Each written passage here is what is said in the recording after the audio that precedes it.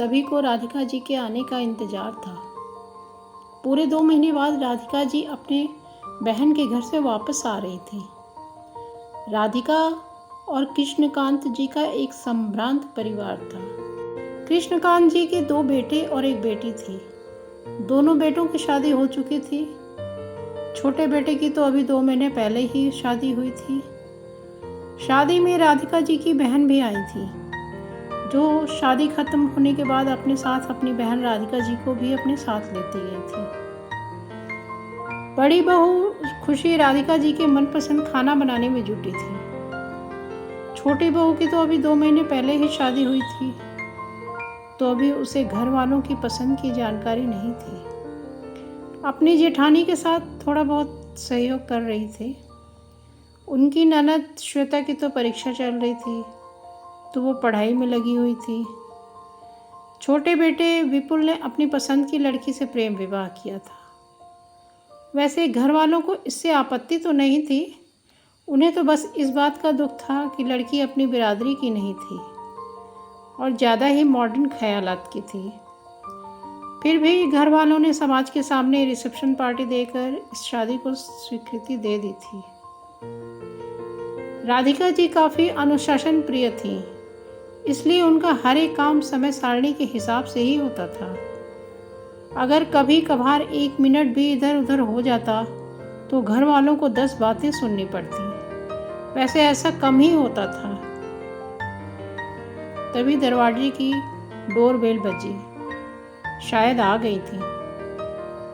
बड़ी बहू खुशी ने दरवाज़ा खोला। सामने सासू माँ और उनके साथ उनकी बहन का बेटा खड़े थे, जो उन्हें छोड़ने आया था। मैं कहीं गलत घर में तो नहीं आ गई? राधिका जी यानी सासू माँ ने कहा। नहीं माँ जी, मैं खुशी, आपकी बड़ी बहू। खुशी को लोअर और टी-शर्ट में देखकर राधिका जी ने कहा। खुशी ने कहा, माँ जी आज गर्मी बहुत थी और साड़ी पहनकर काम करने में परेशानी हो रही थी, तो मैंने ये पहन लिया। आपको अच्छा नहीं लगा माँ जी? पहले तो तुम्हें ऐसी गर्मी नहीं लगती थी, अब कुछ ज़्यादा ही गर्मी लगने लगी है, व्यंग्यात्मक अंदाज में राधिका जी ने कहा। तभी खुशी ने अपनी देवरानी का नाम लेते हुए कहा, माँ जी मोनिका भी तो जीन्स टॉप और पता नहीं कैसी कैसी ड्रेसेस पहनती है, उसे तो कोई कुछ नहीं कहता।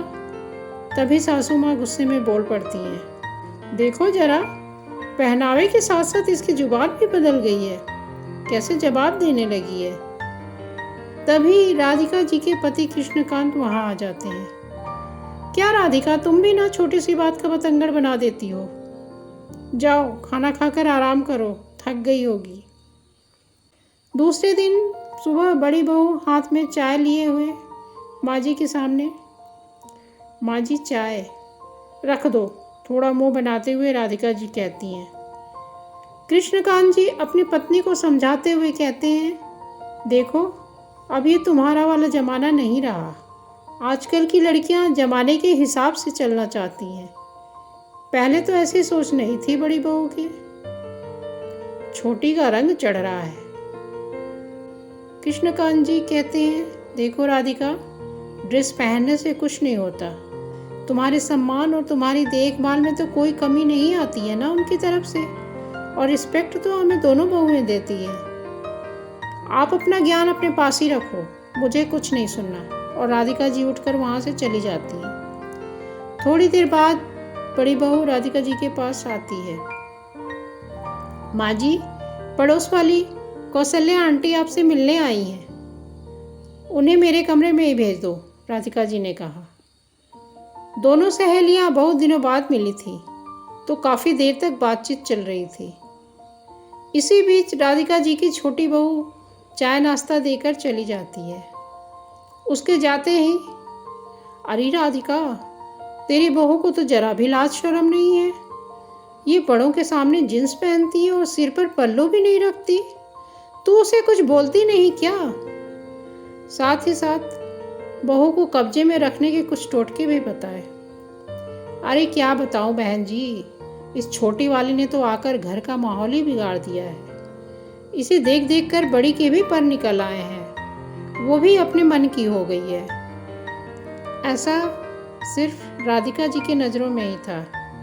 वैसे राधिका जी की दोनों बहुएं बड़ों के सम्मान और खातिरदारी में कोई कसर नहीं छोड़ती। राधिका जी के आदेश का हमेशा पालन करती। आज एकादशी थी। राधिका जी ने सोचा आज मंदिर हो आती हूँ। राधिका जी अक्सर अपनी पड़ोसन कौशल्या के साथ मंदिर चली जाती थी। उन्होंने सोचा कौशल्या जी से कहती हूँ चलो मंदिर होकर आते हैं। बड़ी बहू, मैं कौशल्या जी के यहाँ जा रही हूँ, दरवाज़ा बंद कर लो। अच्छा माँ जी। राधिका जी कौशल्या जी के दरवाजे पर पहुंचकर डोरबेल बजाती हैं। 2-3 बार बजाती हैं। तभी कौशल्या जी के बहू के ज़ोर ज़ोर से चिल्लाने की आवाज़ अंदर से आती है। माँ जी, कितनी बार मैंने आपसे कहा है कि मुझे ऐसा फैला हुआ किचन बिल्कुल पसंद नहीं है। आप जब भी खाना बनाती हैं, खाना तो कम बनता है, सामान ज़्यादा फैला रहता है। साथ के साथ सफाई भी होती रहनी चाहिए। राधिका जी को तो अपने कानों पर विश्वास नहीं हो रहा था कि जो कौशल्या उस दिन मेरे घर आकर मेरी बहू को कपड़े पहनने और लाज शर्म का और बहू को कब्जे में रखने का पाठ पढ़ा रही थी, वो खुद अपनी बहू के अधीन थी। उनका वो नुस्खा अपनी बहू पर काम नहीं आया।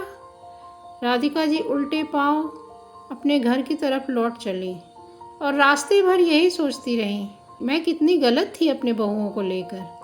अरे बहुओं ने अपनी मनपसंद ड्रेस पहन भी लिया तो क्या हो गया? मेरी इज्जत और सम्मान में तो कोई कमी नहीं किया ना उन लोगों ने। राधिका जी को समझ में आ गया था कि अगर मर्यादा में रहकर किसी भी तरह का कोई पहनावा अपनाता है तो कोई बुराई नहीं है। ये तो उनके अपने शौक हैं। अगर सिर पर साड़ी का पल्लू रखकर कोई किसी का अपमान करे, बेइज्जती करे, अनादर करे तो क्या ये अच्छी बात है? नहीं चाहिए मुझे ऐसी बहू जिसके सिर पर तो साड़ी का पल्लू है और जुबान पर बेशर्मी का लिबास।